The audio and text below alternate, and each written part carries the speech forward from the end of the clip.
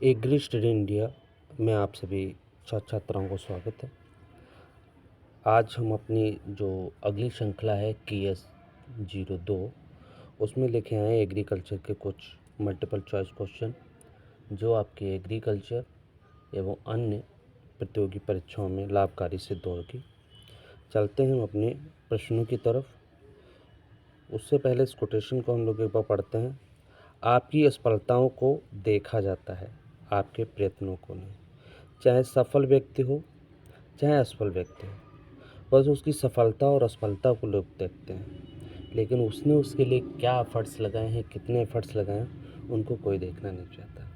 तो हमें असफलताओं को प्राप्त नहीं करना है, हमको असफलताओं से गुजरते हुए सफलताओं की तरफ चलना और एक दिन हमको सफल होना है। चलते हैं अपने प्रश्नों की तरफ, अपनी श्रृंखला की तरफ। और श्रृंखला में देखते हैं अपना पहला प्रश्न, प्रश्न संख्या 1।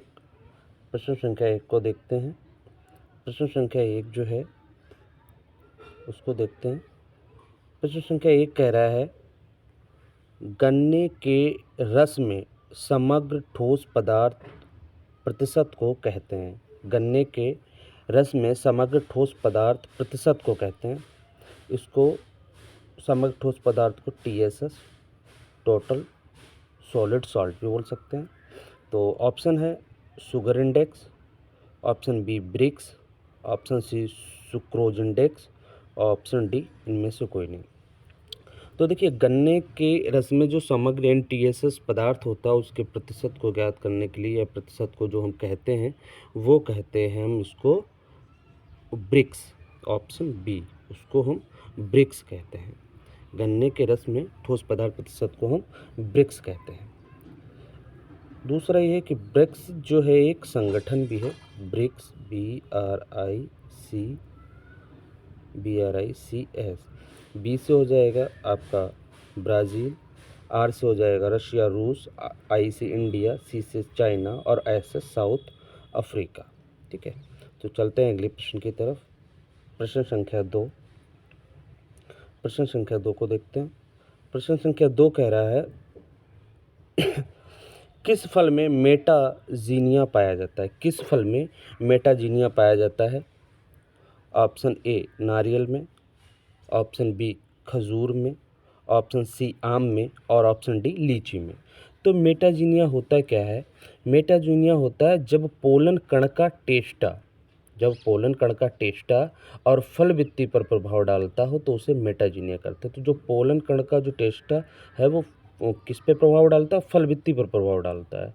ठीक है, तो उसको हम मेटाजीनिया कहते हैं। तो मेटाजीनिया का जो उदाहरण हमारा होगा, मेटाजीनिया का जो उदाहरण होगा वो होगा ऑप्शन बी खजूर। तो मेटाजीनिया का जो उदाहरण है वो है खजूर। ऑप्शन बी जो है वो हमारा सही है। चलते हैं अगले प्रश्न की तरफ। प्रश्न संख्या 3। प्रश्न संख्या 3 कह रहा है, निम्न में से कौन सी तरबूज की प्रजाति है? वाटरमेलन की हमें इनमें से एक प्रजाति का चयन करना है कि वाटरमेलन यानी तरबूज की कौन सी प्रजाति। Option A Arka Jeet, option B Arka Chandan, option C Arka Hans और ऑप्शन डी अर्का ज्योति। तो जो तरबूज की अगर हम प्रजाति की बात करेंगे कि जो तरबूज की इनमें से एक प्रजाति का हमें चयन करना, तो वो तरबूज की जो प्रजाति हो जाएगी वो हो जाएगी अर्का ज्योति। अर्का ज्योति, ऑप्शन संख्या डी जो है वो हमारा ऑप्शन सही होगा। अर्का ज्योति, अर्का ज्योति वो है, वो तरबूज की प्रजाति है। तरबूज की प्रजाति के बाद हम बात करते हैं अन्य जो प्रजातियां दे रखी हैं वो किस किस की प्रजाति हैं। एक पे बात करेंगे अर्का जीत की। तो अर्का जीत जो है वो खरबूज की प्रजाति है। खरबूजे की प्रजाति, मस्कमेलन की प्रजाति है। अर्का चंदन जो है वो कद्दू की प्रजाति है। कद्दू की प्रजाति है। अर्का हंस ये अंगूर की प्रजाति है।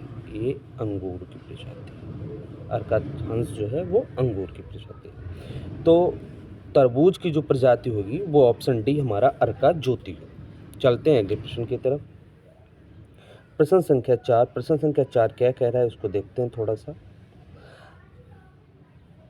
प्रश्न संख्या 4, प्रश्न संख्या 4 कह रहा है अनार के खाने वाले भाग को कहते हैं। अनार के खाने वाले भाग को कहते हैं। अनार का जो खाने वाला भाग होता है उसको हम क्या कहते हैं? तो option A thalamus, option B mesocarp, option C endocarp और ऑप्शन डी एरिल। तो तरबूज का वो सॉरी जो अनार का जो खाने वाला भाग होता है उसको हम कहते हैं एरिल, इसे कहते हैं मांसल एरिल।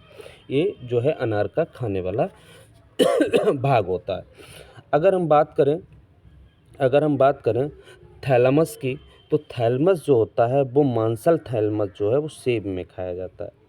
सेब में खाने वाला भाग होता है मांसल थैलमस, तो थैलमस लिख गए, इसको थैलमस बोलते हैं।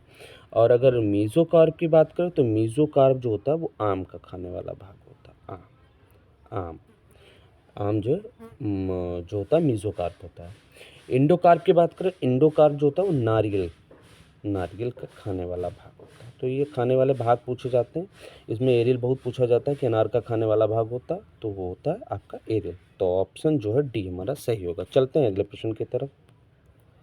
प्रश्न संख्या 5 कह रही है आम की गुठली रहित किस्म, आम की जो गुठली रहित किस्म है वो है सिंधु, विकसित की गई थी। यानी आम की जो गुठली रहित किस्म सिंधु है वो कहाँ से विकसित की गई थी? IARI नई Delhi, IARI new Delhi, option B IIHR Indian institute horticulture research, AIIHR Bangalore, UPAU Hyderabad, और ये ऑप्शन हमारा दे रखा गया है कोटक कृषि विद्यापीठ दापोली महाराष्ट्र। तो दापोली महाराष्ट्र। आम की गुठली रहित किस्म जो विकसित की गई थी वो कोंकण से ही विकसित की गई थी। कोंकण कृषि विद्यालय महाराष्ट्र द्वारा ही विकसित की गई थी। अच्छा, बात करते हैं कि जो सिंधु वैरायटी वो किस किस का क्रॉस है? सिंधु जो है वो क्रॉस है आपका रत्ना एवं अल्फांसो का, रत्ना और अल्फांसो का। सिंधु वैरायटी जो प्राप्त हुई थी वो रत्ना प्लस अल्फांसो से प्राप्त हुई थी। चलते हैं अगले प्रश्न की तरफ। प्रश्न संख्या 6 कह रहा है मोनोसियस का उदाहरण है। ऑप्शन ए गेहूं, ऑप्शन बी धान, ऑप्शन सी मक्का और ऑप्शन डी बाजरा। तो देखिए मोनोसियस का जो उदाहरण होता है, मोनोसियस की अगर हम बात करेंगे कि मोनोसियस का उदाहरण है, तो मोनोसियस का उदाहरण हो जाएगा आपका ऑप्शन संख्या सी मक्का। मोनोसियस का मतलब होता है कि एक ही पेड़ पर, एक ही पौधे पर, ठीक है, उसकी चाहे अलग अलग शाखाएं हो जाएं, उस पर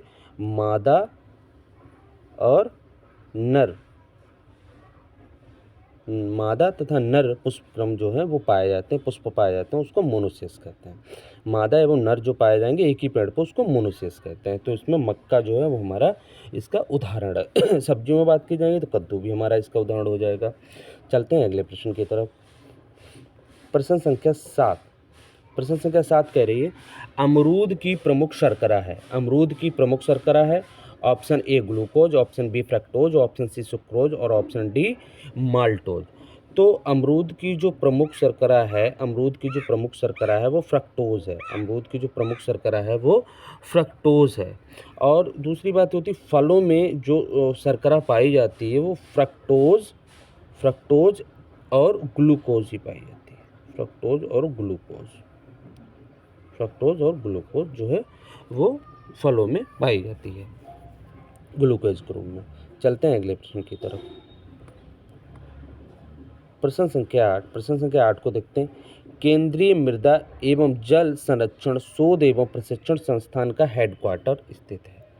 तो इसको पहले तो देख लेते हैं, इसको हम बोलते हैं क्या? इसको बोलते हैं CSWCRTI। इसको बोलते हैं central soil water conservation research technology and institute. ये हमारा कहाँ स्थित है? ये हमारा स्थित है देहरादून में। ये स्थित है।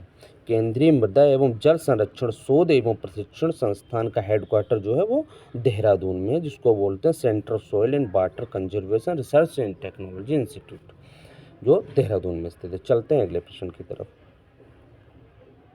प्रश्न संख्या 9 प्रश्न संख्या 9 कह रहा है भारत में ड्रिप सिंचाई का आगमन हुआ था। भारत में जो ड्रिप सिंचाई होती है, जिसको हम लोग बूंद बूंद या टपका सिंचाई भी बोलते हैं, वो कहाँ से आई थी? ऑप्शन ए जापान से, ऑप्शन बी अमेरिका से, ऑप्शन सी चीन से और ऑप्शन डी इजराइल से। तो देखिए, जो हमारा अगर हम ड्रिप सिंचाई की बात करेंगे कि ड्रिप सिंचाई का आगमन कहाँ से हुआ, तो वो ऑप्शन हमारा डी हो जाएगा, इजराइल से। इजराइल से जो है वो हमारी ड्रिप सिंचाई को लाया गया था और उसकी खोज की थी सिमचा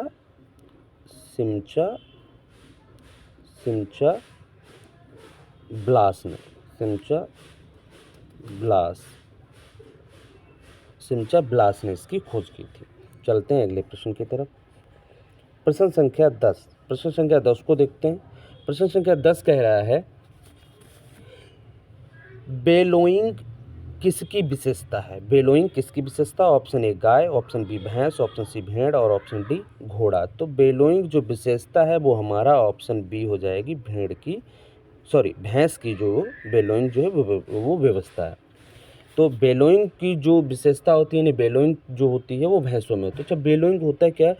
भैंस जो है अपने शरीर के तापमान को बनाए रखने के लिए कीचड़ में है वो लोटती है, उसको बेलोइंग कहते हैं। या फिर जब भैंस को कोई पानी जैसे स्थान मिलता है, तालाब मिलता है, तो उसमें जब वो जाती है तो उसमें मलमूत्र करती है, मलमूत्र, इसको क्या कहते हैं? बेलोइंग कहते हैं। तो ये इसकी विशेषता होती है, इस जानवर की विशेषता होती है। चलते हैं अगले प्रश्न की तरफ। ऑप्शन संख्या जो है आपका, प्रश्न संख्या जो है वो 11। निम्नलिखित में से नकदी फसलों का सही विकल्प है। हमें एक सही विकल्प का चयन करना है कि नकदी फसलों का सही विकल्प क्या है। ऑप्शन ए गन्ना, गेहूँ, तंबाकू, कपास। ऑप्शन बी तंबाकू, गन्ना, आलू, तंबाकू, धान, आलू, गन्ना। ऑप्शन सी कपास, गन्ना, बाजरा, आलू और ऑप्शन डी गन्ना, कपास, तंबाकू, आलू। तो देखिए, यहाँ पे देखते हैं कि क्या क्या इन्होंने सही किया है। तो गन्ना है, ठीक है। गेहूँ इसमें पहले ऑप्शन में नहीं होता है, ये कैश क्रॉप में नहीं आती। ऑप्शन बी में बात करें, तंबाकू है, धान नहीं आता है, आलू भी, गन्ना भी। सी में बात करें, कपास है, गन्ना है, बाजरा नहीं होता, ये आलू है, ठीक है। और ऑप्शन डी में गन्ना भी है, कपास भी है, तंबाकू भी, आलू। तो हमारा ऑप्शन जो होगा नकदी फसलों के लिए, वो गन्ना, कपास, तंबाकू, आलू, ये जो है हमारी वो कैश क्रॉप में आती हैं, अर्थात नकदी फसलों में आती है। तो ऑप्शन डी जो है वो हमारा सही होगा। चलते हैं अगले प्रश्न की तरफ। प्रश्न संख्या 12 को देखते हैं। विटामिन सी का अन्य नाम है। ऑप्शन ए एस्कॉर्बिक अम्ल, ऑप्शन बी फॉलिक अम्ल, option C riboflavin, option D tocopherol. तो विटामिन सी का जो अन्य नाम है, विटामिन सी को अन्य नाम से जानते हैं, तो वो है हमारा एस्कॉर्बिक अम्ल। एस्कॉर्बिक एसिड नाम से इसको जानते हैं, एस्कॉर्बिक एसिड नाम से भी हम इसको जानते हैं। फोलिक अम्ल की अगर बात करें जाए, तो फोलिक अम्ल क्या होता है? फोलिक अम्ल जो होता है वो होता है आपका फोलिक अम्ल जो होता है वो विटामिन B9 होता है। फोलिक अम्ल को विटामिन B9 नाम से जानते हैं। राइबोफ्लेविन आपको पिछली क्लास में बताया, इसका नाम होता है B2 विटामिन को राइबोफ्लेविन के नाम से भी जानते हैं। टोकोफेरॉल होती है जो विटामिन E होती है और ये प्रजनन के लिए आवश्यक होती है। चलते हैं अगले प्रश्न की तरफ। प्रश्न संख्या 13 की बात करते हैं। आम की बीज रहित किस्म है। तो पिछला प्रश्न कराया था कि आम की जो बीज रहित किस्म होती है वो होती है आपकी सिंधु जो होती है वो आपकी आम की बीज रहित किस्म होती है, सीडलेस वैरायटी होती है। और इसके बारे में मैंने आपको बताया भी था कि जो सिंधु वैरायटी है वो किस किस का क्रॉस है। सिंधु वैरायटी जो क्रॉस है, एस जो क्रॉस है वो रत्ना अल्फांसो का क्रॉस है। रत्ना अल्फांसो की क्रॉस है। अगर रत्ना की बात की जाए, रत्ना किसका क्रॉस है? तो रत्ना जो है वो नीलम और अल्फांसो का क्रॉस है। रत्ना जो है वो नीलम और अल्फांसो का क्रॉस है। मल्लिका की बात करी जाए, तो मल्लिका जो क्रॉस है वो नीलम और दशहरी का क्रॉस है। नीलम और दशहरी का जो है वो मल्लिका क्रॉस है। आम्रपाली की बात की जाए तो आम्रपाली जो है, आम्रपाली जो क्रॉस बनता है वो दशहरी और नीलम का क्रॉस है। दशहरी और नीलम का क्रॉस है। तो ये क्रॉस इनको लिख लीजिएगा या पूछे जाते हैं प्रश्नों में। चलते हैं अगले प्रश्न की तरफ। प्रश्न संख्या 14 कह रहा है, 14 को देखते हैं। कच्चे फलों को पकाने के लिए किसका उपयोग किया जाता है? यानी कच्चे फलों को कृत्रिम रूप से पकाने के लिए, आर्टिफिशियल राइपनिंग के लिए कौन उत्तरदायी होता है? किसको यूज में लेते हैं? Option A ethylene, option B gibberellic acid, option C methane और ऑप्शन डी ऑक्सीजन। तो देखिए कच्चे फलों को कृत्रिम रूप से पकाने के लिए जो होता है वो ऑप्शन ए आपका एथिलीन होता है, जिसको एसिटिलीन भी कहते हैं। ठीक है, एथिलीन का प्रयोग किया जाता है। ये जो है वो हमारे कच्चे फलों को पकाने में प्रयोग करते हैं। चलते हैं अगले प्रश्न की तरफ। प्रश्न संख्या 15 कह रहा है टिक्का रोग संबंधित है। टिक्का रोग संबंधित है। ऑप्शन ए बाजरा, option B soybean, option C मूंगफली और ऑप्शन डी धान। तो देखिए टिक्का रोग जो संबंधित है वो संबंधित है हमारे ऑप्शन सी यानी कि मूंगफली से। टिक्का डिजीज जो होती है वो मूंगफली की बीमारी है। ठीक है, इससे संबंधित होता है। धान की बात करें, धान का प्रमुख रोग तो आपको पता ही खैरा डिजीज है। और किसकी कमी से होता है? जिंक की कमी से होता है। जर्डन यानी कि जिंक की कमी से होता है। चलते हैं अगले प्रश्नों की तरफ। आज की श्रृंखला यहीं पर समाप्त होती है। उम्मीद है आपको ये प्रश्न की जो श्रृंखला थी वो आपको पसंद आएगी। और आप लोगों से अनुरोध है कि चैनल को लाइक, सब्सक्राइब, कमेंट्स कर दीजिए और अपने फ्रेंडों के ग्रुप में इसको शेयर कर दीजिए, तो जिससे कि आपका परिवार बढ़ता है। Thank you.